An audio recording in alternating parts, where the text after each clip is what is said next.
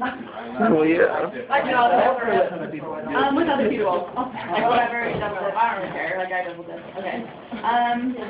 Okay, did you know when you double dip, every time you're transferring the chip back to the dip or whatever, you're transferring 10,000 bacteria back to the insane? It freaks me out, so I thought I don't double dip anymore. Another question, how many, or who knows if the toilet seat has more germs or a human mouth? A human mouth. Human mouth? Okay, that just freaks me out. So, okay, there you go. So I'm here to talk to you about the germ warfare, the war on battling germs, whatever. I'm going to tell you about the 4 main germs that there are, and then how they're spread, and then how we can prevent them. So, does anybody know the 4 main germs that we have? Does anybody have any idea? Okay, it's kind of a weird question.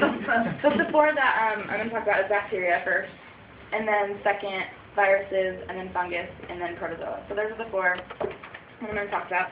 So first of all, bacteria. You all know it's tiny. They're tiny little one-celled, single-celled organisms, right? And if you can only see them if you look under a microscope. And just for a visual, if you had a teaspoon, it could hold 1 billion bacteria. That's how small they are. So they live everywhere. They're in the air. They're just everywhere. They're in the soil. They're in the water. They're all over us. The next one is viruses. Viruses need a host to survive, and so their main job in life, I guess, is to find a host and to reproduce and to grow and just to spread. And unlike viruses, they need to be inside of the cell. They can't just be on top of a surface or on top of something. They need to be in a cell or inside of an animal or a person to be able to grow and have a healthy host.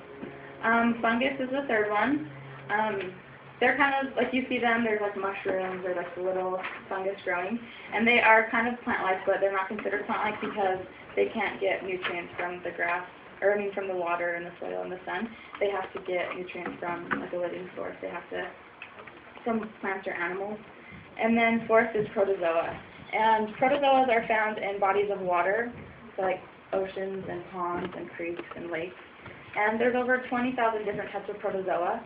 And I remember in like my biology class we'd get like little samples of water and we'd look in a microscope and we'd see the little protozoas, the little moving guys, little cells.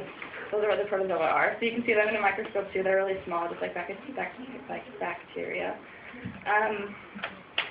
An example of one of the protozoa, they come a lot from malaria. People get protozoa into them because of malaria when an infected mosquito bites them and it gets into their bloodstream. So those are the 4 main types of germs that I want to talk about. What are some ways that germs are spread? Coughing. Washing your hands. Coughing, not washing your hands.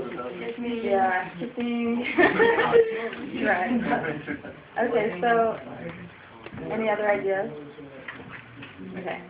So lack of hand cleaning, that's the biggest one. Everything you touch. Like I came in here today and I touched this table and I touched this chair and someone else is going to touch this. And everything you touch just spreads everywhere. And bacteria can last on tabletops and doorknobs and other things. Sorry, it's going to be kind of gross. But they can last for up to 2 hours. So think of all the people that touch that doorknob in the last 2 hours. That's kind of gross. But 20 and 50% of Americans come down with the flu every year by shaking people's hands. Shaking people's hands and touching other people and high-fiving and stuff, that's the most common way of spreading stuff.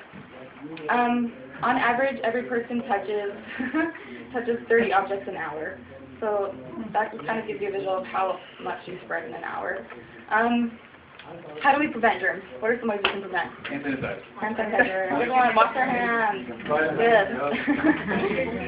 Okay. Yeah, when you sneeze. Don't touch your mouth. Yeah, don't touch your face. Yeah. Good. Don't touch your face. Don't touch everything. When you sneeze, we learned to sneeze into your elbow or cough into your elbow. You're not or in your shirt, so you're not touching it and then touching everything else. I found a little tip online. Like when you go use public bathrooms, kind of seek for the stall that's not used all the time. Like don't go to the first one or whatever, because that's the most used, so of course there's going to be more bacteria. And when you wash your hands, wash them for a good 20 seconds, and then don't touch the handle. Because then you retouch, you just washed off, and then same with the door. So washing hands regularly after preparing food, helping people that were sick, treating an injury, sneezing, coughing, touching animals. One I didn't think about is taking out the trash. I never really thought, oh, I need to wash my hands. I was like, oh, throw the trash away, whatever. But there's a lot of germs in the trash that I never really thought about. So just after you do things like household cleaning items, or after you wipe a table off with a cloth, get rid of that cloth. Like I didn't honestly think of that really, but okay. And then in elementary school, did we all learn how to wash your hands properly? You know, wash for 20 seconds. You can sing to the ABCs. You know, and scrub everywhere. Like clean your wrists, clean under your fingernails, clean all over. Okay. And then I brought you all just a little reminder. Be clean at school. So I brought you all a cute little hand sanitizer, so I'll pass this around. And I just challenge you that as you're at school or everywhere, just be more cautious of what you touch and what people touched before, and just be clean. Okay.